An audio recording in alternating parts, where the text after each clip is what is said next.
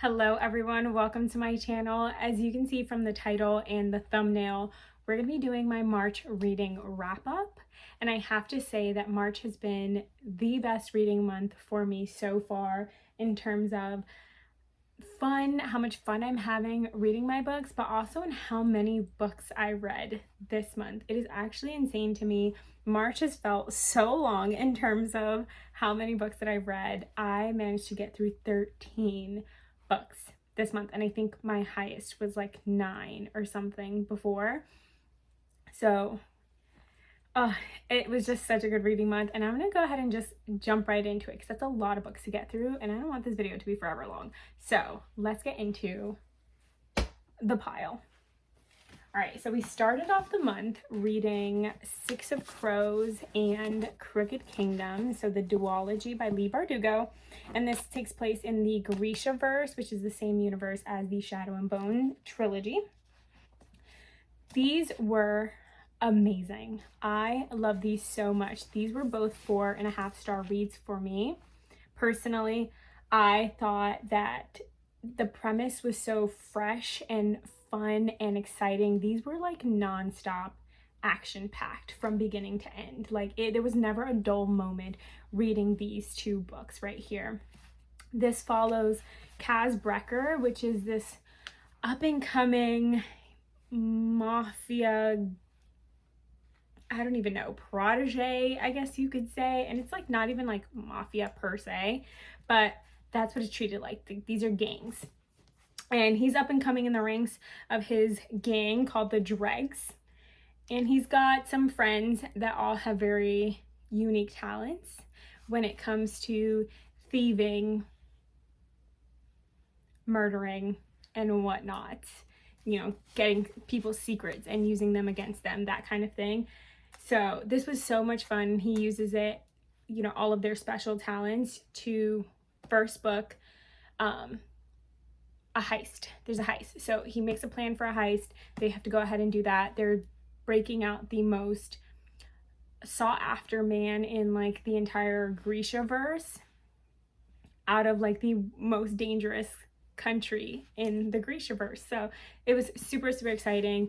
They complete their heist, and in book 2, of course, there was some revenge and some other things that didn't complete from book 1, and it was just so much fun. I highly, highly recommend these two books right here.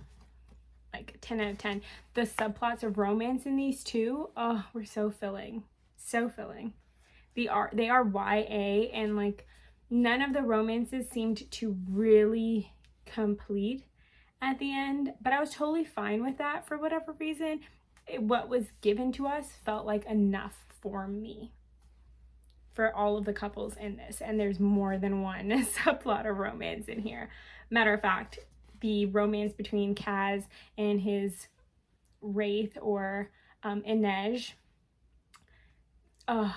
it's the whole premise of Crooked Kingdom. Actually, the whole premise of Crooked Kingdom is based on their romance, but it was amazing, and like 10 out of 10. I would recommend this wholeheartedly. So coming off of Six of Crows, which are very thick, heavy, strong topics, like, you know, they're a lot to get through.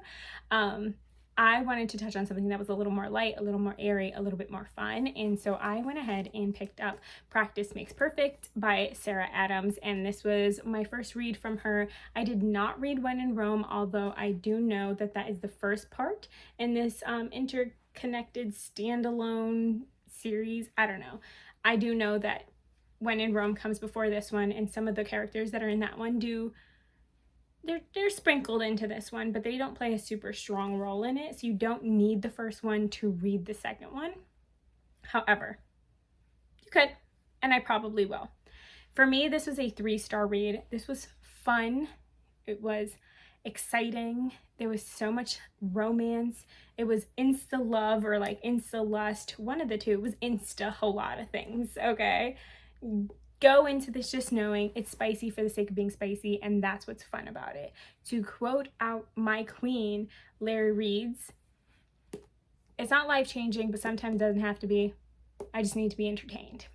Okay, so this is exactly what that was. This was just entertaining, and that is it. Is all I have to say about that. Just know these two right here, it gets spicy. All right, we've got our flower shop owner here and bodyguard to Amelia Rose. Yeah, so this is Annie and that is Will, and he is the bodyguard for a celebrity that's married to what's her name, Annie's brother, and they're the couple from the first series. And yeah, they have a little fake dating, it's not even fake dating, but he like tells her that he's going to show her how to go on dates, and within all of the teaching and mentoring, you know, love ensues. Lust ensues, but we're going to call it love. Okay. Super fun, super light. I probably wouldn't recommend it, to be quite honest, unless someone was very specifically looking for something that was light, fun, airy, and very spicy. So after reading Practice Makes Perfect, it was very, very close to St. Patrick's Day, and I had a video idea. So that video is actually posted on my channel, and it is where I read 3 Irish romance novels in, you know, honor of St. Patrick's Day, as well as the Netflix movie The Irish Wish that came out with Lindsay Lohan, which I watched and I thought was so very cute. I loved it. But I did read 3 Irish romances, and those were all on Kindle Unlimited. So I'm going to post the picture here. The first one that I read was The Rebound. The Rebound was another kind of, not Practice Makes Perfect, because it's not nearly as spicy as Practice Makes Perfect, but it was fun and it was light and it was easy to get through. But I didn't love the miscommunication trope that was just severely overused in this book, like severely overused. It made me so annoyed. It follows Abby and Luke. So Abby, she's from Ireland, but she moved to Manhattan. She was like this Manhattanite. She had this great job. She had a fiance. She had her own apartment.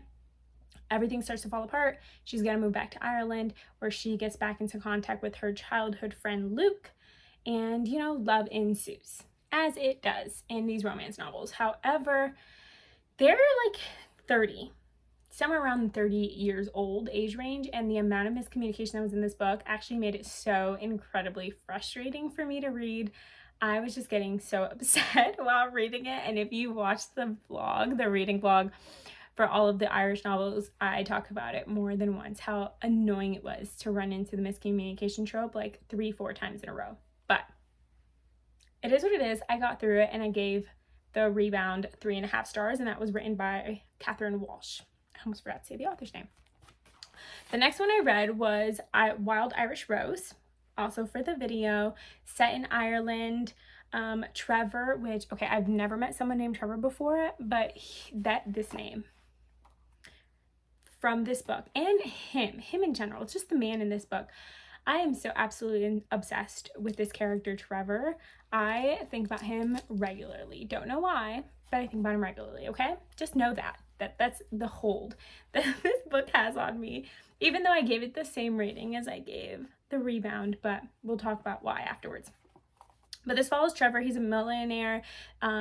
This is in a long series. Like, there's a lot of books in the series, and they're called the Miriam, I'll tell you right now. Oh, the Millionaire Miriam series, or the Miriam series. And it's basically a whole bunch of siblings. They're all millionaires, and they all have their own romance novels. This one in particular follows Trevor, Miriam, and Becca O'Neill, I think was her last name. I didn't write it, but I'm pretty sure her name was Becca O'Neill. Becca owns an Airbnb, but she also has some traumas that she's dealing with from her childhood. Trevor's brother sends him to the Airbnb to try and get her to sell it to them, because they need to dig for oil. I think that's the right term. They're digging for oil. He like needs that land because they had a like super traumatic incident happen. People died, and they're like, we're not going to drill for oil in the ocean anymore. We have to drill on land. I need her land specifically because she's got some great land in Ireland. But he ends up, you know, falling in love with her, which was my biggest thing with this series is like they were literally telling each other I love you within like days of meeting each other. That was my biggest fault with this story. But other than that, it was super romantic, super spicy, super just and it touched on some really hard-hitting topics, but I felt like in a really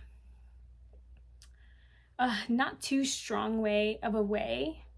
It was just very like, I don't know, what's the word I'm looking for? I could swallow it. I could handle it, I guess, is what I'm looking for. I don't know. But it just was so good. And yeah, I'm definitely going to be reading the rest of the Merriam siblings books, although this is the only one I believe that is set in Ireland, which was very convenient for the sake of my video. The third one that I read was called Irish. Oh, did I even say this is by Ava Miles? The Wild Irish Rose was written by Ava Miles. I think I almost forgot to say the author's name. Also 3.5 stars for me.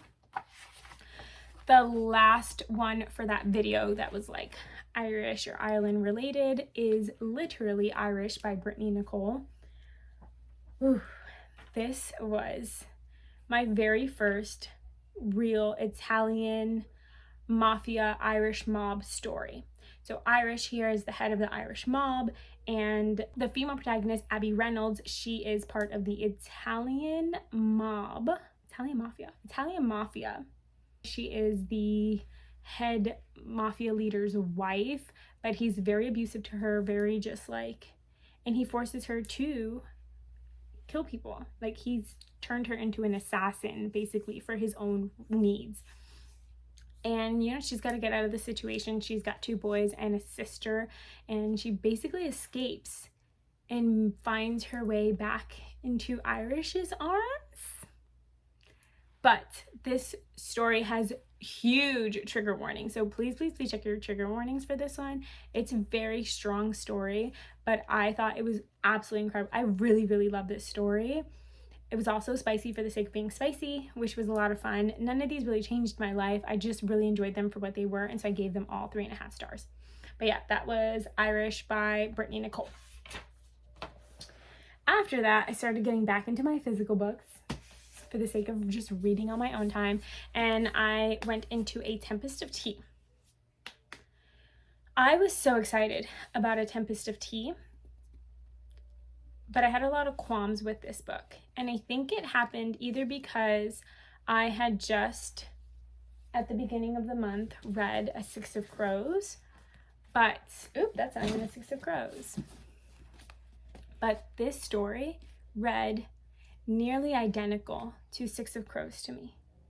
It was almost the exact same premise. I understand that a heist and, you know, getting your band of misfits in order based on their unique talents is not a new premise by any means, but it just felt very similar. Like almost too similar for me. A lot of this was so hard to read because I felt like I was just reading A Six of Crows again, but in a different setting. I don't know, it was just so strange. I do think that the ending really pulled it together. So our character Arthi here, she runs a tea house, and she has pretty much her own gang, to be quite honest. So she's like the leader of like a gang without calling it a gang, I don't think, and I think most of them are children also. But she does it on purpose because she's trying to find them better lives and better uses of their time and talents. And she runs a tea house during the day, but at nighttime it is a blood house for the vampires, because this story does have vampires in it, which is a major difference between this and the Six of Crows series, but still everything else just felt the same. She gathers this band of misfits because she finds out that there's a heist and they've got to break into this really impenetrable place. And who's the one with all the ideas? Miss Arthi here, although she does have something very cool. She's got a weapon on her that is, although, now that I'm thinking about it, there's so many similarities. So like not Arthi's weapon, but her right-hand man's weapon, I can't remember his name, but I know it starts with a J because I thought about how his name was so similar to Jesper from Six of Crows. And I can remember all the Six of Crows characters, but I can't remember everyone's names from here. But there's a female character in here that reminds me of Nina from Six of Crows. He, the guy whose name starts with J, I can't remember his name, but his name starts with a J, and he reminds me of Jesper because he's kind of like this, you know, pew pew, like shooting kind of guy, like he loves his guns, but he has an umbrella that he uses very similar to the way that Kaz Brekker uses his cane in the other story. Like, I don't know, it's just okay. I'm not gonna continue to compare them, because at the end of the day, I think I gave this one, I highly rated it because of what was different in this story. Let me take a look. Not highly rated. I ended up giving A Tempest of Tea 3.5 stars. Some of the romances in it were like, there was a little bit of a love triangle, little bit, nothing crazy, but it was a little bit of a love triangle, and I really enjoyed that a lot. And I think I'm hoping I enjoy who she ends up with, but there is another part to the series. I don't think it's come out yet, and I'm still going to read it. I'm still gonna read it anyways. But there was a love triangle. There was, there's another subplot romance with the second in command and the girl who's good at forgery, which is a new thing. That's not something that was in the previous, like in Six of Crows, but still, there was just too many similarities for me to be able to separate them as I was reading it. Either way, it was 3.5 stars, and this was written by Hafsa Faizal. Still a beautiful book. And I really, really did love the ending. The ending is what wrapped me up, and I was like, okay, wait a minute. I think I am enjoying this book a lot more than I'm giving it credit for. And like the originality of the ending, it got me. So I still really, really like this book. And I'm not going to continue to compare it to Six of Crows. Okay, I promise. Now, what did TikTok make me read? TikTok made me read Bride, and I love it. Thank you so much, TikTok, for making me read Bride. I appreciate you so much. This story right here. Okay, now I'm excited. Because, listen, I'm not even going to touch on this subject, because I'm going to touch on the subject when I get later on into the video. But Misery here is a vampire with a Y, and she has to marry into this, the werewolf family as part of like a truce, almost, you would say. So when she was a child, she was actually given to the humans, and the humans gave a child to the vampires, and basically it was don't start a war because, well, your child, pretty much. So in this case, they're no longer doing the children thing. They're like, we're not doing the children thing, the humans mainly. So the werewolves are like, okay, if we want to choose between the vampires and the werewolves, how about you give me someone, then I marry them? That's what happens here. Lo is everything to me, like everything. He was incredible. And Misery, oh my gosh, she was so witty and fun, and just this entire story was incredible, and the love and lust between them was just everything. I was eating up every part of the story. I gave this 4.5 stars. I took off a little bit because I felt like there was a lot of politic building. Instead of world building, there wasn't a lot of world building, but there was a lot of politic building, and I felt like a huge chunk of these pages could have been taken off because of a conversation between Misery and her father on basically the politics of the world. And I know it was an info dump. An info dump that I felt like was unnecessary for the actual story, because we can grasp the concept. You know, we're trading. It's all right. We got it. We can grasp the concept. But other than that, I just felt like it was absolutely amazing. And quite frankly, if I continue to remember the characters' names and be in love with the story as much as I am, I might just change that rating to 5 stars. We'll see. Now, Bride set me off on an Ali Hazelwood kick, and I was like, oh, let me read something that is very popular among Ali Hazelwood fans. That would be The Love Hypothesis. I did not like this book. I did not like this book at all. I gave this 2 stars. I don't know why. I thought I was going to love this so much because it deals with women in STEM, which most of her stories, I believe, do deal with women in STEM. And I'm a woman in STEM, kind of, okay? I do a lot of science at my job, okay? I teach science. Okay, so as a woman in STEM, or at least someone that really tries to instill a love for STEM in the next generation, I'm like, oh, this is going to be right up my alley. I'm going to love what this is about. And quite frankly, I did not. My girl here, I can't even remember her name, Olive. So we've got Olive and Adam. My girl Olive, I liked her. I thought she was a great character. She had a lot of strong background to her that made her character very sound, and I felt very empathetic to her character's like situation, what she was going through. But the best friend in this book that basically forces them together pretty much, I couldn't stand any of that. Like every situation where Olive and Adam interacted was because of her best friend. And I'm like, girl, leave Olive alone. Leave my girl Olive alone. Holy cow. She was so insufferable to me. And then Adam here, for a grown man, he could not state his feelings for anything in the world. And I don't like a grown man that can't communicate. He did not communicate. He never told her anything. He never spoke. There were moments where like he would open his mouth like he was about to say something and he wouldn't. And I'm like, this is a single POV book. Don't do that to me. I already never know what's going on in his head. Don't make his words not come out of his mouth, Ali Hazelwood. Anyways, read it if, you know, you like women in STEM. Just be mindful of age gap. Those were some things that I didn't mention. So some things that I didn't mention about the love hypothesis that I didn't like, the age gap and teacher-professor situation. Not a fan. 2 stars. Not a fan, but I still want to go back into Ali Hazelwood and see if there's some other books that I might enjoy by her. I'm gonna check them out anyways. I heard Love Theoretically is really good, so that might be the next one that I try. Now, this book was inspired by 2 things. 1, my love of Bride, because I loved it so very much that I needed to touch another book on the same subjects.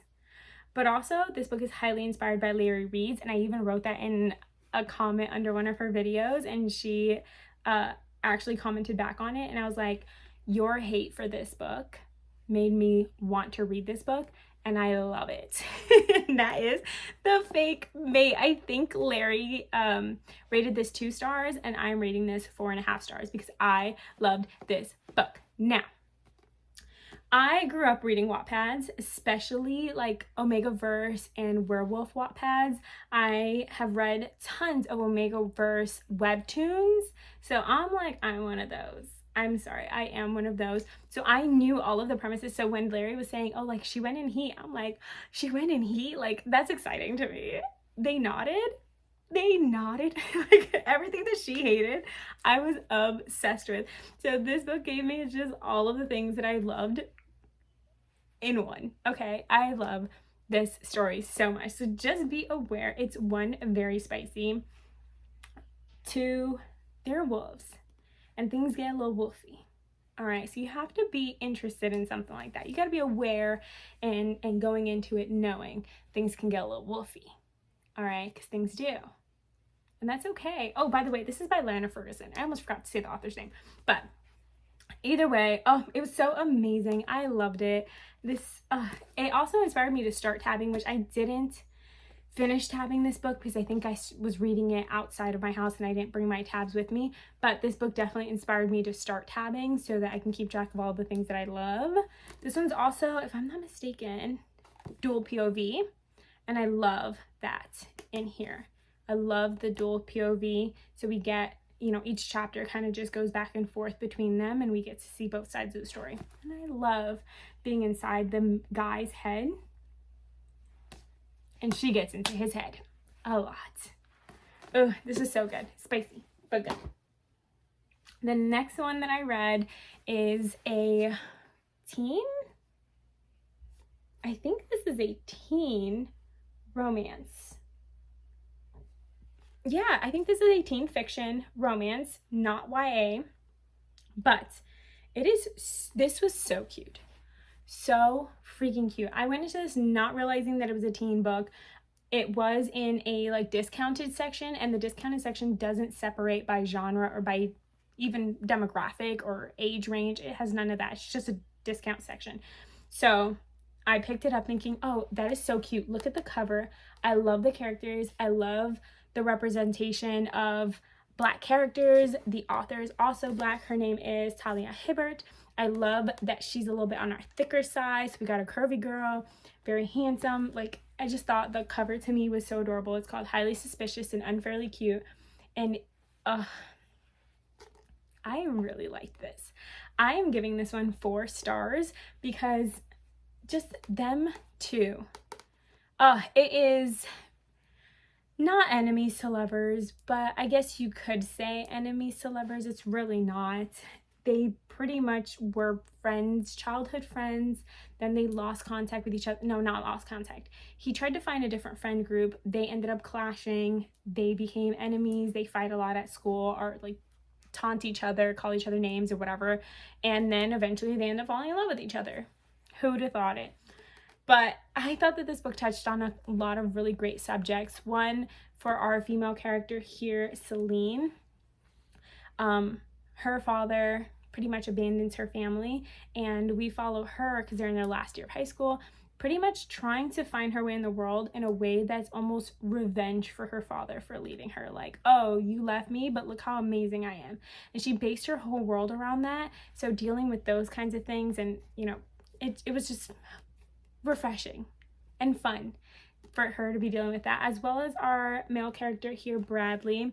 He is a football player, just perfect and popular, but also dealing with OCD. So, I mean, how refreshing, how original for her to have characters that are both dealing with, traumas, mental health. I don't know, it was just such a good book. I really enjoyed the way that she did it. And this one, I believe, is also dual POV, and I love me a good dual POV. Let me see. Yeah, I remember this one having dual POV because if it changed randomly within a chapter, it would say the character's name. So yes, this one is dual POV, and I just love that. And they end up together, and it's just absolutely adorable. And the way that he would describe her, because he definitely fell first. So we're gonna talk about that because I love when the guy falls first. This is a situation of a guy falling first, but also the way that he talks about her. He's like, she's perfect, she's this, she's that. Like, oh my God, it was just amazing. I loved it. I thought he was the sweetest boy in the world, and I'm just head over heels for Mr. Bradley there. The last 2 books. Whew, this has been a long one. I'm going to try my best to not read this many books in a single month next time. But the last 2 books are in a series, and I wish I had the 3rd one because I would literally be reading it right now. But it is Done and Dusted and Sweet and Saddled. And as you can see, I went in and I tabbed. I tabbed like crazy. I bought a bunch of tabs, and I chose tabs that matched my book covers. I quite literally just finished Sweet and Saddled today before I started filming this video. So I got this done right in time to up the book count. But these 2 were so amazing. I am a bigger fan of Done and Dusted. In my opinion, this one was just a little bit better. But Sweet and Saddled was still amazing. When it comes to the characters themselves, I am obsessed with my man Weston right here, which let me tell you the premise of the books, okay? Both of them center around the Ryder children. So we've got Emmy Ryder here and Weston Ryder here. This is the youngest sister in the trio, middle brother here, and then the last book, I'm assuming, has to do with Augustus Ryder or Gus Ryder. And that one is going to be so much fun. It's going to be so much fun. I cannot wait to read that book. But Emmy Ryder here, she goes back to her hometown after a horse riding accident that leaves her with some PTSDs. And Luke Brooks here has been in her family for a very long time as a family friend, but they never got along as they were growing up. But when she came back, he's all of a sudden like, whoa, I've known Emmy her whole life. This is not the Emmy I remember. And he falls first. He falls first, and he falls hard. And when I tell you that these 2 books right here have me wanting my own little cowboy, yes, I'm engaged, not to a cowboy, but I want me a cowboy now. No, let me stop. But still, oh my gosh, I absolutely loved their dynamic, and I love that he fell hard and he fell first, and he just eased her into it as best as he could, and he went on her time. When she was ready for something, he was ready for it, and it just loved. Chef's kiss for all of these, and very, very spicy. Very spicy. But it just made everything better. Swift and Saddled was a little bit of a thinner book, and this follows Weston Ryder here, who's dealing with some middle child syndrome as well as depression. And we've got Ada Hart, who is an interior designer that did not go to school for interior design, but she's made her, a good social media presence doing so. And this is her first big project. She's working with Weston to redo an old family home on the ranch. And yeah, of course they end up falling in love with each other, but she's also dealing with some traumas from her past because she was married before. And one morning her husband left for work and never came back. And then she just got divorce papers in the mail. That's crazy. That is wild. So of course she's dealing with, some abandonment issues, as well as she changed herself for her previous relationship. And she's like, I don't want to change myself again. I like who I am now. So she's got to bring that into the new one. But this was so sweet. When I tell you, Weston Ryder has my whole heart. The whole thing.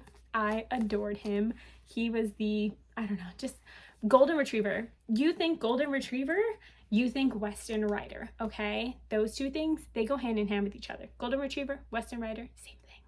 Okay, same thing. Both of these books, I'm giving probably 4 points, 5 stars. Yeah, they're gonna be 4.5 stars for me because I'm going to remember them. I'm gonna remember their names. I'm gonna remember these characters.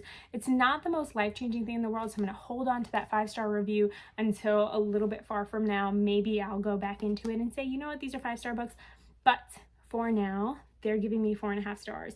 And I cannot wait to read the last one, which is Lost and Lassoed. I've also created a little section on my shelf just for these 2 books with my Chris Stapleton pop. Yes, they're gonna have their own, with Lost and Lassoed, they're gonna have their own little section that is cowboy related because of how much I love these books and I want them on display for the whole world to see. We've wrapped. Oh my goodness, that was a lot of talking. Wow, that was a lot of talking. I'm exhausted. I'm a little sweaty now.